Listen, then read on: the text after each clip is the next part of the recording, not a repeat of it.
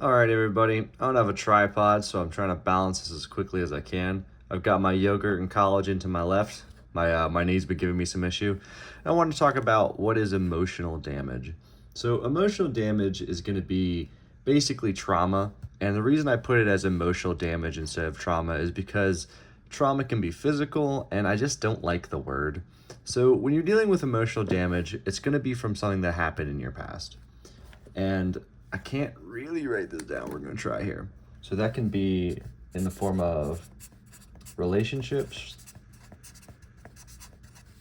They can be the form of events. And it can also be in like reminiscing, or what's the word? It's not recursion, but overthinking about past events that you've already been through. And so the problem is with emotional damage is it seeps into our lives in different ways that we didn't really expect. And you can start to see the aspects of yourself that you don't like. So some of the qualities you have that are inherited from your parents, like you have a quick temper, you have a slow temper, oh, you like to argue, you like to yap, all those things are basically amplified by emotional damage. So if you have, for example, let's say you were cheated on, in a relationship, you're gonna have a lot more trust issues, and you're gonna have more issues with bonding, right? And that's a form of emotional damage.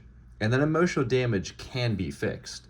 It takes some time, and the most important part is that it's really uncomfortable to fix.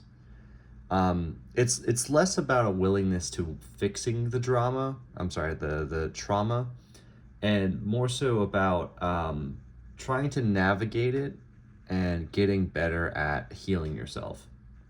So in the next couple videos, we'll be discussing this more and more. But essentially, I just wanted to explain that, let's say you had a really embarrassing moment as a kid. You, I don't know, you spilled your juice box on somebody, whatever. And so when you remember that memory, your face gets really flushed, your heart starts to beat. That kind of like response, that's emotional damage. You getting upset and remembering something, and like your heart rate changes, and you feel very flushed, and like there's a pit in your stomach. Whenever you remember an event that was more than likely, let's be honest here, uncomfortable or traumatic, that is the emotional damage coming through. And so we're going to discuss how to get through some of these things. And I'm just going to be more realistic about it with you and explain that like it's just going to take some time, but you can get through it. So yeah, that'll be it for today.